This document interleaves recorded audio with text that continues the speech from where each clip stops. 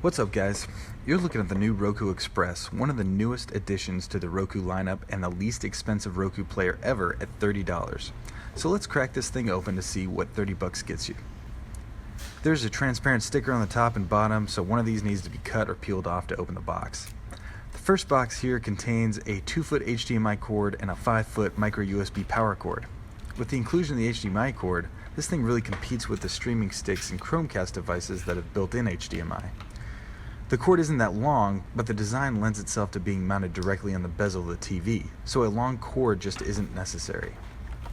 Of course, we have the obligatory quick start guide, which has become all but unnecessary these days. Next, we have the IR remote.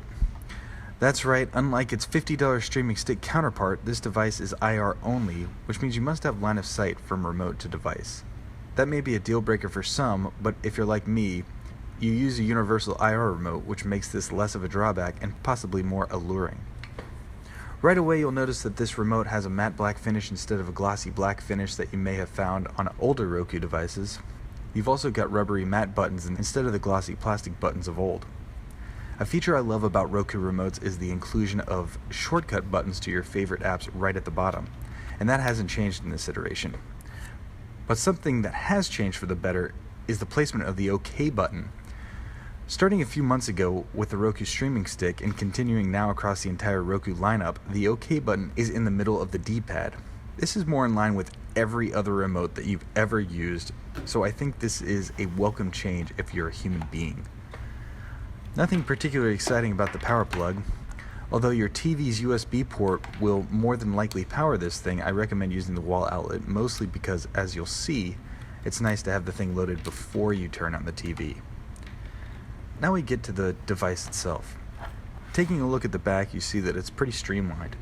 Only a USB power input, HDMI input, and a recessed reset button. There's no gigabit Ethernet input. This is 802.11n Wi-Fi only.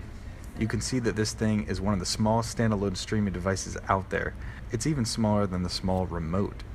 The shape is interesting and it's not very heavy, so the HDMI cord could possibly pull it off your tabletop, but as I mentioned earlier, the intent is to mount this thing to your TV's bezel with the included adhesive strip.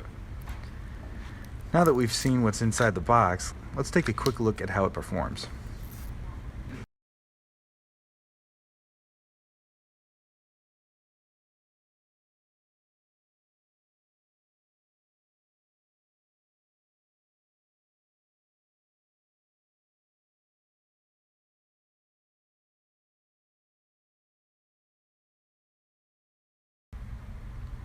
As you can see, it takes a bit of time to load for the first time, and when it does finally load, you must connect it to the internet, update the firmware, which is fairly standard for any new streaming device.